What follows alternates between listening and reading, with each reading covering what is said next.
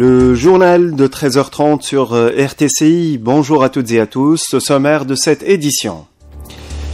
Le gouvernement présente ses priorités pour 2026, modernisation des infrastructures, transition énergétique et inclusion financière, avec un rôle renforcé des conseils locaux et régionaux. La masse monétaire dépasse les 26 milliards de dinars, soit 15% du PIB. Les experts alertent sur les risques pour la fiscalité et contre l'expansion du marché parallèle. Rentrée scolaire, lancement de la campagne nationale de contrôle des fournitures avec plus de 9000 unités non conformes retirées dès le premier jour. Saisie record de drogue depuis janvier, la douane souligne la vigilance aux frontières, mais alerte sur la menace croissante de la drogue chez les jeunes. Dans le monde, la situation humanitaire reste critique à Gaza, avec près de 400 victimes de malnutrition dans un contexte de blocus de l'entité sioniste.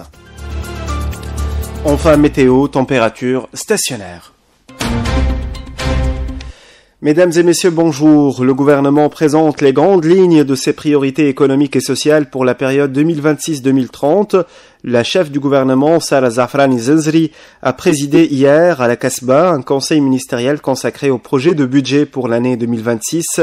Les principaux axes incluent l'inclusion économique, la réforme du système éducatif, la modernisation des infrastructures, le soutien à l'investissement et la transition énergétique, avec une forte implication des conseils locaux et régionaux. Une lecture de cette stratégie, de ce projet, avec l'expert en économie, Amin Bengamra. L'examen détaillé de la politique économique et sociale du gouvernement en place pour la période 2026-2030 a mis en évidence principalement 3 points forts. Primo, l'élargissement de la protection sociale via le renforcement de la couverture sociale et sanitaire et l'amélioration de l'accès facile aux services essentiels comme la santé, l'éducation et le transport pour les populations à faible revenu. Aussi, encourager l'inclusion économique de ces groupes vulnérables. Secondo, valoriser le capital humain et renforcer donc les capacités nationales grâce à une réforme intégrale du système éducatif, de l'enseignement supérieur et de la formation professionnelle. Donc cette réforme mettrait l'accent sur l'excellence de l'éducation et le soutien à la recherche scientifique et à l'innovation. Tertio, améliorer la capacité de résilience aux crises en intensifiant l'intégration territoriale grâce à la réalisation des projets issus des conseils locaux et régionaux, tout en accélérant l'exécution des initiatives publiques et privées. Malgré cette stratégie ambitieuse, plusieurs défis persistent, notamment la lenteur dans la concrétisation des réformes, la faible compétitivité, le poids important de l'économie informelle et les pressions sociales, comme l'indique l'expert en économie Amin Bengamra.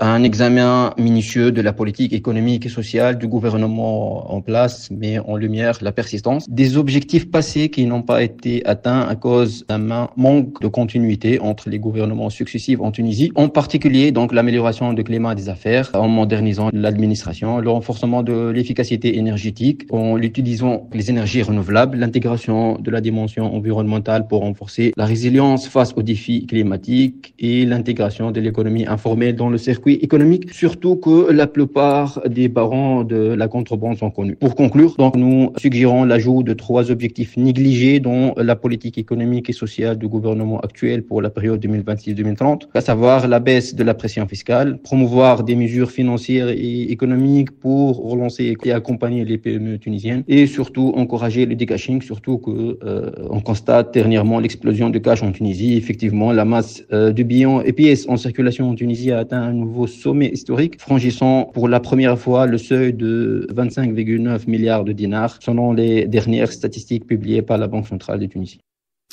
Propos recueillis par Ensaf Zeri. Justement, on va parler de la masse monétaire qui continue de battre des records.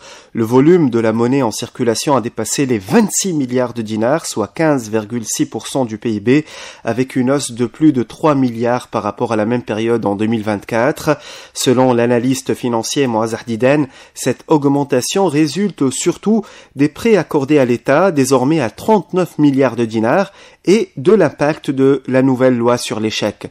Mouaz Hdidan alerte sur les risques, notamment la baisse des recettes fiscales, la réduction de la transparence des transactions et l'expansion du marché parallèle, soulignant la nécessité d'une action rapide pour limiter la progression de la masse monétaire. La Tunisie a attiré 1,6 milliard de dinars d'investissements directs étrangers au premier semestre de l'année 2025, en augmentation de 20% par rapport à la même période en 2024, selon Hatem Sousseya, directeur central de la FIPA. Ces investissements ont permis la création de près de 5000 emplois hors secteur de l'énergie. Le secteur manufacturier reste le plus attractif, avec 1 milliard de dinars, suivi par l'énergie qui progresse de 60%. La majorité des projets, soit 92%, concernent des extensions d'entreprises existantes avec des montants allant de 1 à 300 millions de dinars et un déploiement sur plusieurs années. Le projet intégré de transport hydraulique de phosphate commercial au centre d'une réunion hier au ministère de l'Industrie. La réunion a porté sur l'avancement de l'étude de faisabilité technique et économique, ainsi que les aspects juridiques et les prochaines étapes pour garantir la mise en œuvre rapide de ce projet. Le projet prévoit un pipeline depuis l'Archab à Metlaoui vers les usines du groupe chimique tunisien Agabès et Srira, une station de dessalement d'eau de mer de 100 000 mètres cubes par jour et une centrale photovoltaïque pour l'alimentation énergétique. Saisie massive de fournitures scolaires non conformes, à peine lancée hier, la campagne nationale de contrôle commence à porter ses fruits avec plus de 9000 unités de fournitures scolaires retirées du marché. Cette opération mobilise les ministères du Commerce, de l'Intérieur, de la Santé et la douane pour lutter contre les produits de provenance inconnue et garantir la conformité des articles aux normes. Salou El-Fatnassi, directrice de la qualité de la protection du consommateur au ministère du Commerce, au micro de Rajab Namara. Cette campagne a concerné les différents circuits de distribution de fournitures scolaires, que ce soit en gros ou en détail. La participation d'abord de 122 équipes mixtes. On a effectué 1456 visites. Ces visites ont abouti à faire des saisies de 9016 unités de fournitures scolaires diverses pour non-conformité à la réglementation en vigueur et la saisie de 13 526 cahiers subventionnés pour des pratiques de retention de marchandises et dissimulation. Donc, ces saisies ont abouti à enlever 263 infractions. Elles concernent le non-affichage des prix, l'absence des factures, la vente conditionnée, la non-déclaration de l'activité de distribution des fournitures scolaires, la détention des produits non conformes à la réglementation en vigueur. Le contrôle se poursuit jusqu'à la rentrée scolaire et cette campagne, c'est un travail complémentaire pour un travail qui a déjà été effectué dès le début de l'année. Et cette campagne, elle vient pour compléter ce travail-là. Les vacances d'été touchent à sa fin et les parents d'élèves s'activent en cette période sans réserve d'efforts ni économie des dépenses pour préparer à leurs enfants les meilleures conditions d'une rentrée des classes commode et sans encombre. Le point avec l'Akhdar Suide.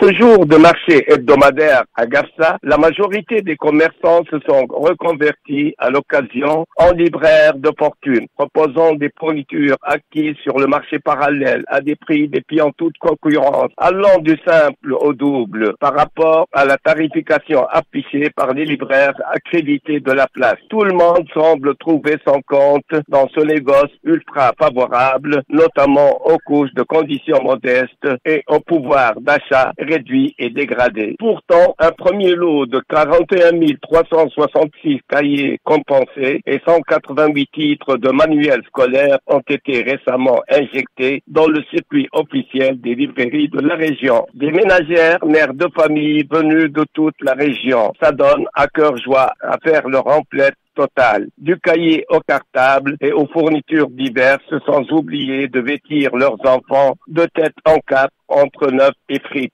La proximité de la région de Gafsa avec les frontières algériennes et le bon voisinage entre les deux populations facilite beaucoup ces échanges commerciaux informels et le trafic des cabas. Et dans la région du Nord-Ouest, le contrôle économique a été renforcé cette semaine en prévision de la rentrée scolaire afin de garantir la disponibilité et la conformité des fournitures et produits scolaires. L'objectif est de permettre aux familles d'effectuer leurs achats en toute sécurité et de prévenir les pratiques commerciales trompeuses. Le point avec notre correspondant Jamel Tibi. C'est ainsi que les brigades de contrôle économique relevant des directions régionales du commerce du Nord-Ouest ont engagé un vaste programme de contrôle serré sur les librairies et sur tous les points de vente de produits scolaires, mais aussi dans les marchés. Le tout en vue de garantir la transparence des actions commerciales avec en point de mire la lutte contre la hausse des prix, la vente illicite et la non-conformité des produits mis en vente, notamment les produits d'origine inconnue. Déjà, les saisies ont commencé dans plusieurs villes et touchent surtout les fournitures scolaires non conformes aux normes requises ou présentant un danger pour la santé des enfants. Saisies opérées par des brigades mixtes regroupant tous les acteurs de contrôle économique et sanitaire avec l'appui des forces de sécurité et la police municipale. Ces contrôles, nous dit-on, se poursuivront jusqu'à la fin de la rentrée scolaire dont les préparatifs semblent se dérouler sans encombre, en particulier pour l'approvisionnement des librairies en fournitures scolaires comme le cahier compensé et les livres qui seraient disponibles partout et en quantité suffisante. De quoi tranquilliser les familles tunisiennes qui gardent cependant un œil vigilant sur le prix à payer pour s'acquitter des fournitures scolaires pour leurs enfants. La qualité des services Internet et téléphoniques en forte dégradation. Selon un communiqué publié aujourd'hui, l'organisation tunisienne pour informer le consommateur alerte sur cette situation. Selon l'OTIC, les principaux fournisseurs ne respectent pas leurs engagements, négligent les plaintes et proposent des offres trompeuses. L'organisation demande à l'instance nationale des télécommunications de sanctionner les prestataires et d'instaurer des mécanismes d'indemnisation. Les consommateurs sont également invités à enregistrer leurs réclamations sur le site de l'INT pour un suivi plus efficace. Saisie record de drogue par les services sécuritaires. Depuis janvier, 169 000 comprimés, 154 kg de cannabis et 58 kg de cocaïne ont été saisis, notamment 42 kg de cocaïne à Sfax et 36 kg de cannabis à la Goulette. La douane tunisienne alerte sur la menace croissante de la drogue chez les jeunes, souligne la hausse de la consommation locale chez les 16-18 ans et l'expansion des réseaux de contrebande malgré des saisies globalement constante chaque année. Chokri Jebri, porte-parole de la douane, affirme également que les tentatives de trafic échouent régulièrement aux postes frontaliers et à l'aéroport Tunis-Carthage.